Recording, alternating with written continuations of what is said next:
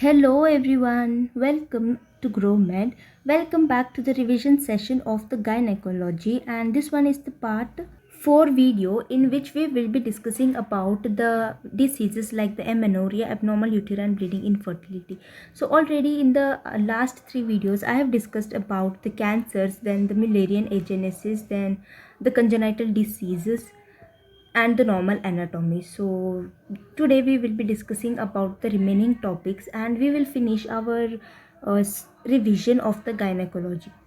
Hope these revision sessions will be useful to you and it will boost your preparation by helping you all in revising the notes very easily, and also by looking at these videos you will be able to recall the things better. Then let's start. Amenorrhea, so it is classified into the primary and the secondary. So primary, this other name for the same is the delayed puberty. So amenorrhea, delayed puberty, both are the same things. So confuse करने के लिए they can give any of the terms.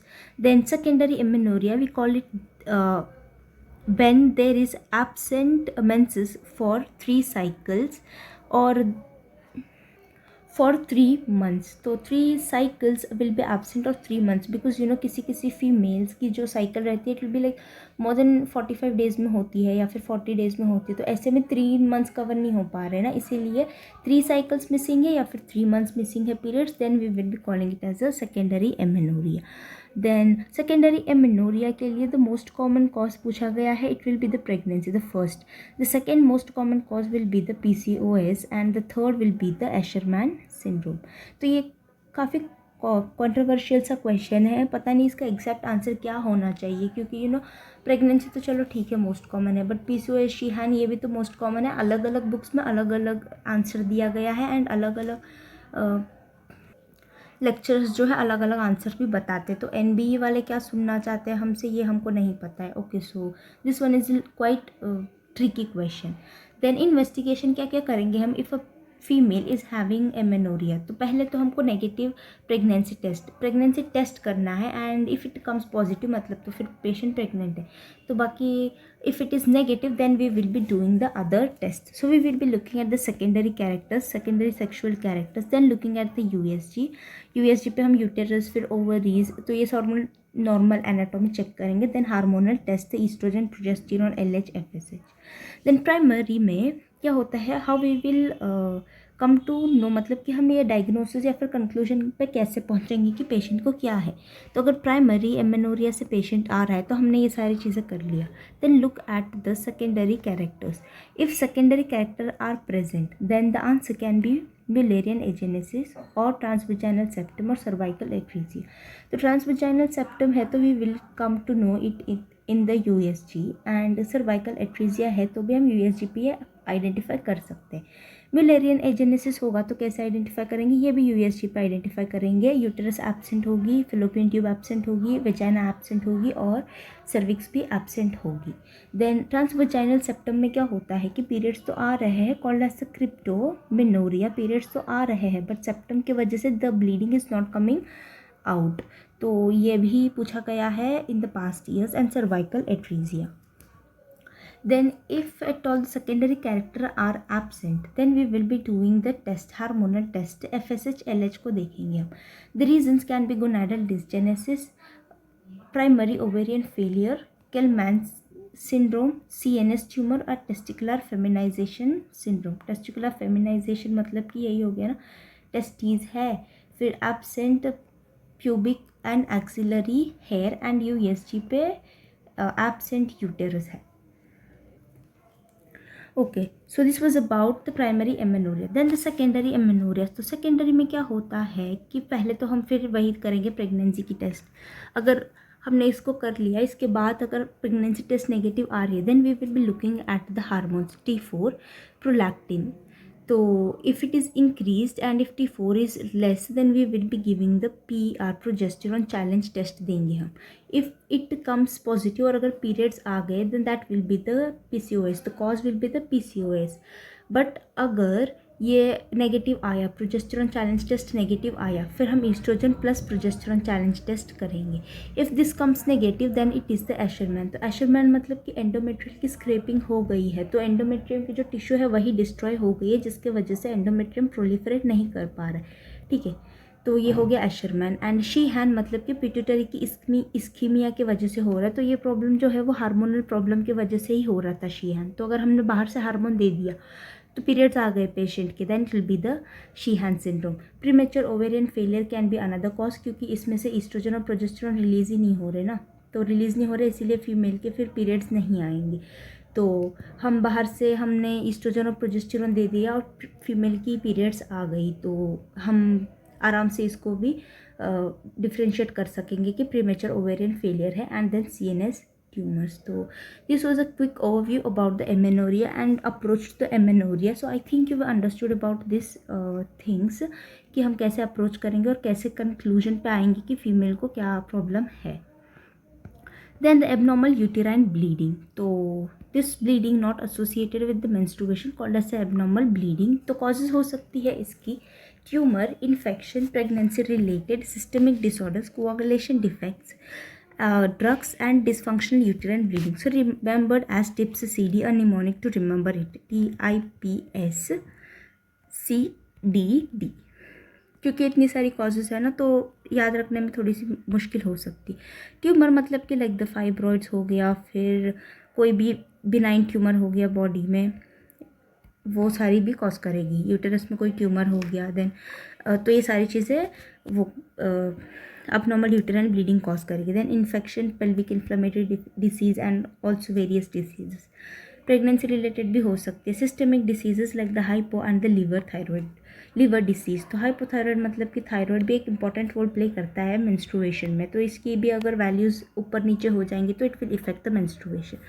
Coagulation defects and then drugs. तो कौन से drugs? Heparin, warfarin, OCD and the IUD and dysfunctional uterine bleeding. So it is a diagnosis of the exclusion. तो इसमें क्या होता है, patient is normal but still bleeding. So you have done all the test, अपने सारे hormonal test कर लिए, LH, FSH, oestrogen, progesterone, you have done all the USG to look out for the tumours, then अपने सारे ही test कर लिए, but फिर भी कोई आपको कॉज नहीं मिल रहा है, then that will be called as a dysfunctional uterine bleeding. Then management we will be doing by the medical. The first line management is the tranexamic acid, so one liner PYQ. Then hormonal COCP देंगे या फिर progesterone only pills देंगे and surgical. Classification PALM coin.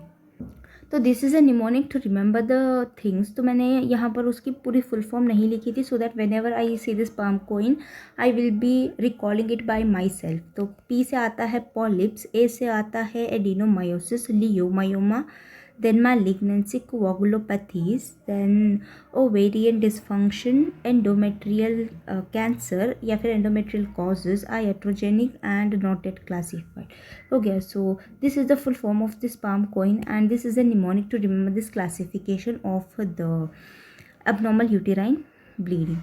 Then infertility. So infertility, definition of this infertility is after 1 year of unprotected intercourse. Then primary, who have never conceived, and secondary, who has conceived at least once. Subfertility is conceived more than 12 months of prime. Then causes. So causes important for the PYQ because the questions have been asked on this. तो mail की जो factor है those will be contributing 20 to 30% and female में it will be contributing 40 to 55% and male plus female combined factors 10 to 40% and unexplained 10 to 20%. ठीक है, सो these are the causes. तो मतलब various factors है मेल की. You can come to know that the premature ejaculation होता है, फिर कोई इन्फेक्शंस हो सकती है like the mumps, then hormonal problems भी हो सकती है, एपिडाइडिमिस में ऑब्स्ट्रक्शन हो सकती है जिसके वजह से sperm can not travel, that also can be a male factor leading to the infertility and तो ये सारी कॉजेज है मेल की. तो फीमेल की क्या क्या होगी, same the PID can be a cause, then fibroids can also be a cause, endometriosis and ovulation जो कि PCOS है, देन ट्यूबल कॉजेज़ भी हो सकती है, किसी किसी में जो मोटिलिटी ऑफ द ट्यूब है वो बहुत कम होती है, तो जिसके वजह से and the male and female contribution मतलब कि सेम यही आएंगे and unexplained 10 to 20%. Then anovulation is classified into the 4 types. Okay, so this an ovulation is classified into various types, so type 1, 2, 3 and 4. So we'll look at कि ये क्यों classify किया गया है ऐसे. हाइपोगोनाडोट्रोपिक, hypogonadism.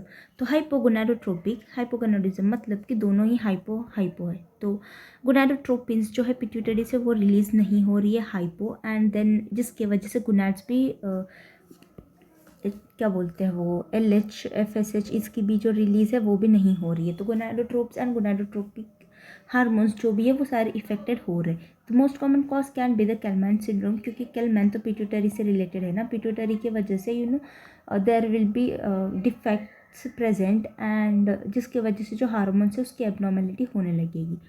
Then type 2 is नॉर्मोगोनाडोट्रोपिक hypogonadism, मतलब कि जो पिट्यूटरी से जो हार्मोन्स रिलीज हो रहे हैं दीज आर नॉर्मल, पिट्यूटरी में कोई प्रॉब्लम नहीं है, there is no cause present, but वो जो हार्मोन्स रिलीज हो रहे हैं they are not able to work on the gonads and the hormones are not release. तो PCOS कॉज हो सकता है इसका टाइप 2.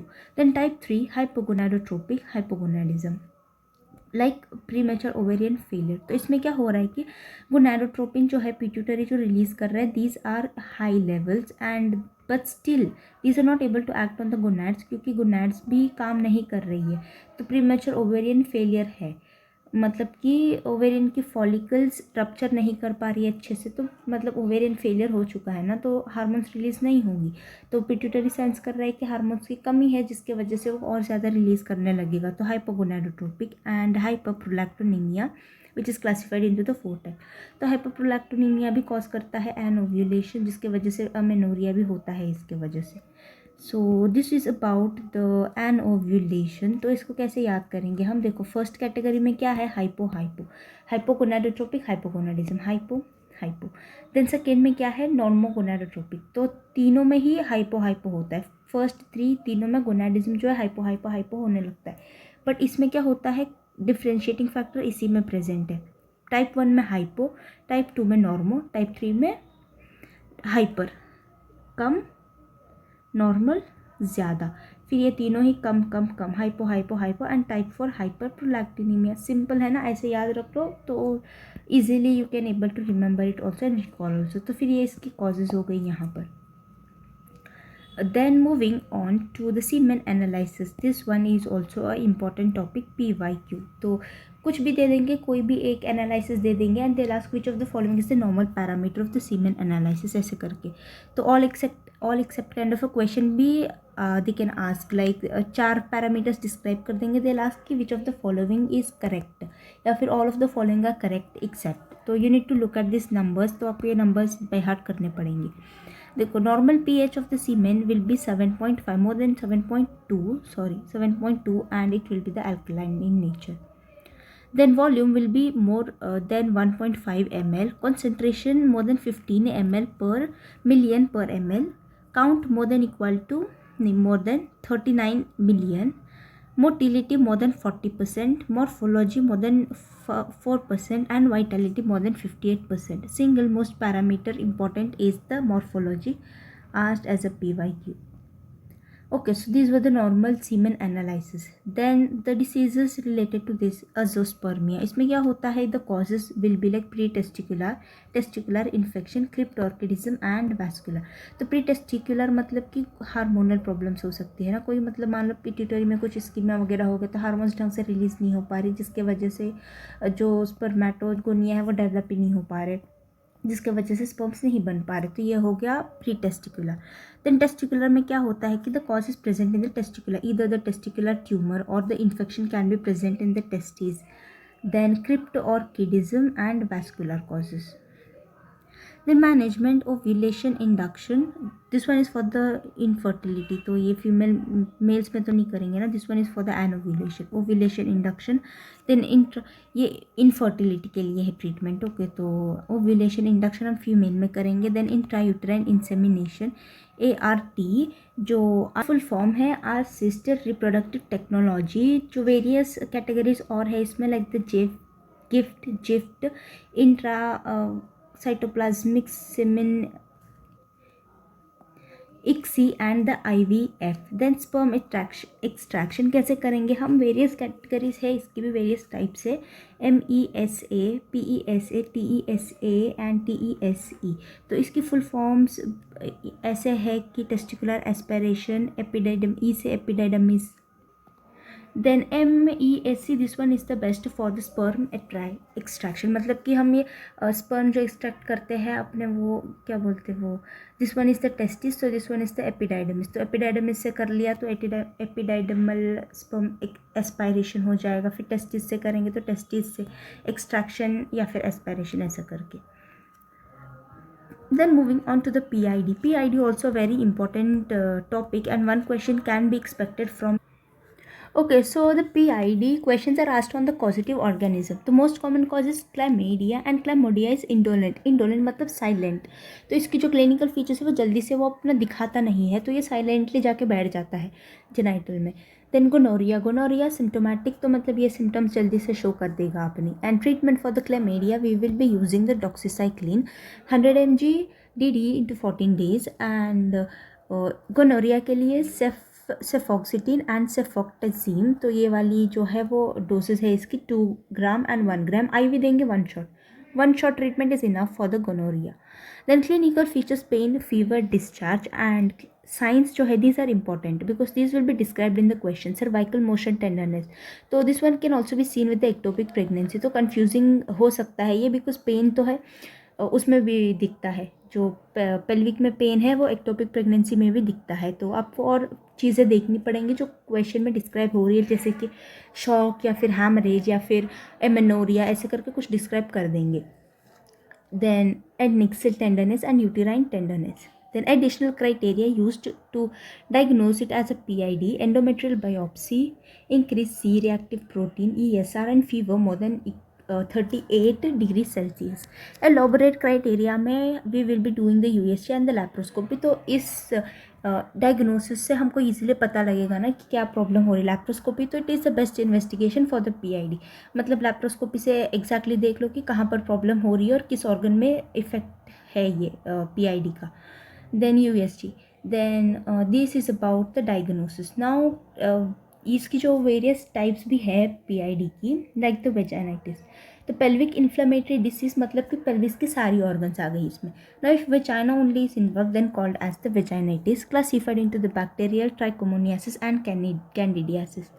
तो bacterial causative organism is the Haemophilus or the Gardnerella vaginalis, and this Trichomoniasis is the vaginalis causative organism, Trachomatis vaginalis and Candida caused by the Candidias. Candida जो कि एक fungal infection है. Then for the diagnosis of the bacterial vaginitis we use an Amsel's criteria. तो ये सारी चीज़ें इस criteria में आती है. The fishy creamy discharge, white shift test, fishy odour and the clue cells, and treatment by the metronidazole asked as a PYQ. This all are the PYQ. ये भी PYQ है. द पॉजिटिव ऑर्गेनिज्म, ये भी PYQ. And image based question भी दे देंगे. Clue sales की image based question दे सकते हैं. क्रीमी डिस्चार्ज की भी इमेज बेस्ड क्वेश्चन दे सकते हैं. देन ट्राइकोमोनियासिस, तो ये तो हो गया इसकी positive organism. Then strawberry vagina देखने को मिलता है. मतलब कि जो वेजाइना है, if you look at it, तो ये पूरी रेड रेड हो जाएगी एंड उसमें ना येलो ऐसे डॉट्स टाइप की दिखेगी, जो बिल्कुल ही स्ट्रॉबेरी को मिमिक करेगी, तो स्ट्रॉबेरी जैसे दिखेगी. Then greenish yellow discharge and treatment is the metronidazole. And candidiasis occurs in the acidic pH. So this one is also a PYQ, that which of the following vaginitis occurs in the acidic pH. Then most common cause Candido albicans. Albicans मतलब white fungus, and curdy white discharges show करता है. Treatment अजूल्स, complicated और uncomplicated में divided है this candidiasis. Complicated means इसके साथ कोई भी और दूसरी डिसीजेस में देखी जा सकती है. Uncomplicated then only the candidiasis is present. So you need to look at the discharge कि किस टाइप में कौन सी डिस्चार्ज देखने को मिलती है. इन यूजुअली क्रीमी और ये कर्डी वाइट डिस्चार्ज में थोड़ी सी कन्फ्यूजन होती है.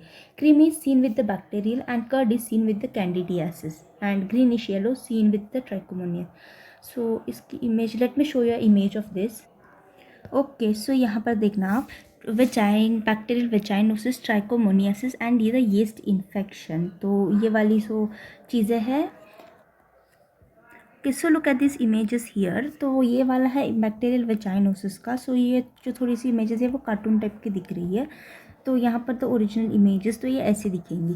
This one is the bacterial जिसमें कि थोड़ी सी वाइट मिल्की डिस्चार्ज देखने को मिलेगी। Then this green frothy discharge seen in the trichomoniasis and the white curdy. तो this one seen in the candidiasis. तो यहाँ पर look at the positive organism. तो माइक्रोस्कोप पे जो क्लू सेल्स दिखती है ऐसे दिखती है, ये ऐसे करके क्लू सेल्स, उसमें से तो डॉट डॉट्स करके। Then this caused by the protozoa. तो प्रोटोजोआ ऐसी रहेंगी and this one the pseudohyphae which is the fungi. तो अगर इफ एट ऑल माइक्रो के इंटीग्रेशन में if they want to ask तो ये हिस्टोपैथोलॉजिकल एग्जामिनेशन ये दे देंगे। तो माइक्रोस्कोपिक एग्जामिनेशन दे देंगे स्यूडोहाइफे का या फिर फ्लैजिला का। देन तो ये था images of this vaginitis and treatment तो हमने ऑलरेडी कर लिया था। So there two important causes related to this infection. एक तो है condyloma acuminata caused with the HPV 6 and 11। तो कॉलीफ्लावर लाइक ग्रोथ देखने को मिलता है and in the genital area and surgery और क्रायोथेरेपी और the laser, these are the treatment options available for this condyloma acuminata. Then second, another important infectious cause is the pox virus. So small pearly white vesicular lesion on the vulva with central dimpling. तो इसमें क्या होता है कि देर genital area पे छोटी छोटी white lesions देखने को मिलती है and this are called as the So these are seen with the molluscum contiguousum. तो रेडियो के इंटीग्रेशन में भी they can ask this image based question and this also image based question can be asked. Then recurrent vulvovaginitis, the definition is more than 3 infections in 1 year. Then it is called as the vulvovaginitis recurrent. PYQ तो इसका definition simple one liner पूछा गया था. Then moving on to the prolapse. तो prolapse uterus की जो support है वो muscle, the best supporter of the uterus muscle levator ani which makes the floor of the pelvis and ligament uterosacral transverse around the ligament. The best is the cardinal ligament. So these are the PYQs asked. Then causes, the abnormal conduct of the labor can be the cause of the prolapse. Then connective tissue disease, spina bifida and increase abdominal pressure. तो increase abdominal pressure के लिए कोई भी और cause हो सकता है, like if the patient is having asthma and ascites हो गया मान लो पेशेंट को किसी वजह से, तो ऐसे. Then classification, this classification are use for the prolapse, Shaw and the POPQ classification. Then तो एंटीरियर टू पोस्टीरियर कौन से ऑर्गन्स प्रोलैप्स होते हैं. The first is the anterior vaginal wall, then urethrocele, cystocele, urethra, then cystocele bladder, uterus, rectum and then posterior vaginal wall. तो ये sequence है जिसमें वो प्रोलैप्स होता है, तो एंटीरियर टू पोस्टीरियर हो गया ये. देन मैनेजमेंट, तो frequently questions are asked on this management. तो in every exam you can expect a question of this uterine prolapse management. So temporary treatment के लिए we will be using the ring pessary and also in the young patients. तो young female रहेगी then ring pessary is the treatment. Then if it is elderly female तो हम vaginal hysterectomy कर सकते हैं. फिर pelvic floor repair which is known as the Ward and Mayo operation. So this one is mostly done in the elderly female. तो pelvic floor repair में हम क्या क्या करते हैं, anterior colporrhaphy करेंगे and posterior कॉर्पोपेरिनियोग्राफी करेंगे. तो ये जो एंटीरियर कॉल्पोराफी है इसका एक बहुत मेजर साइड इफेक्ट है, that is the stress incontinence and this can be seen after the 2 to 3 weeks of the surgery. So this was also asked as a PYQ and this was described in a case as well that a female she was having uterine prolapse. तो they had done the surgery and after that she presents with the stress incontinence. What can be the cause? तो that cause was the anterior colporrhaphy, the side effect of this one which was causing the stress incontinence. Then treatment for the nulliparous female is the sling surgery and for young Manchester repair. So these are the other repair modalities for the uterine prolapse. Then stress incontinence जो होगा उसकी management हम कैसे करेंगे? Needle suspension procedure, then colpo suspension, transvaginal tape and the Kelly's stitch. Just remember the name, that's it. इतना ज़्यादा deep में नहीं है जाने की ज़रूरत स्ट्रेस इनकंटिनेंस को लेके. Then moving on to the fistula, तो vesico-vaginal fistula asked multiple time. तो let's look at the types of the fistula.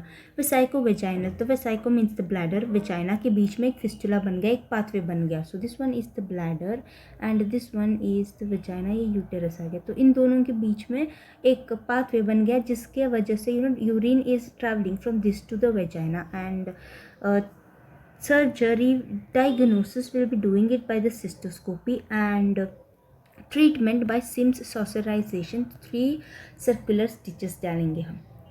Then इस इमेज में as you can see here that the pathway is formed between this vagina and the bladder. Then the other types of the fistula, urethrovaginal fistula, urethra और vagina के बीच में बन जाएगा ये.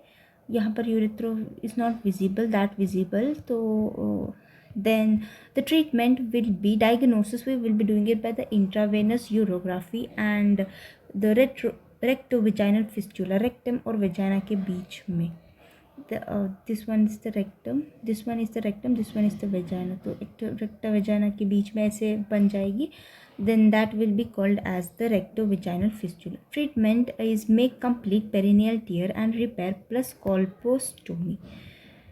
Then diagnosis 3 swab test and double dye test. 3 swab test पे usually questions have been asked on this. तो वो दे देंगे कि फीमेल थी, उसमें हमने 3 स्वैब टेस्ट किया, तो मिडिल वाला स्वैब जो है ब्लू कलर का हो गया है, तो व्हाट इज़ द डायग्नोसिस. या फिर तीनों स्वैब हो गया है डायग्नोसिस, तीनों स्वैब ब्लू कलर के हो गए, तो what is the diagnosis.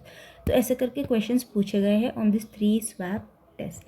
Then perineal tear, तो classified into the grades 1 to 3 and 4. तो फर्स्ट ग्रेड में क्या होता है, only the mucosa is teared. तो सेकेंड में mucosa and the muscle are involve, third में mucosa muscle and the anus is involve, and fourth में mucosa muscle anus and the rectum is involve, and this one is called as a complete tear. 3 and 4 grades called as a complete tear, and treatment is the immediate repair. Then moving, okay, so that's all from the gynecology which is important for the FMGE. So we have covered all the important points asked from 80. If at all, if I miss any point, then I will be sharing the notes in the Telegram, or I will be making a short video on that particular topic before the exam, so that you do not miss any topic from this gynecology. So watch the other videos also of this gynec and obstetrics, and comments में बताना कि ये revision session आपको कितना helpful रहा है. Thank you so much for watching this video. If you are new to GrowMed, subscribe to GrowMed and stay tuned for more videos related to the FMG. Thank you so much guys. Bye bye.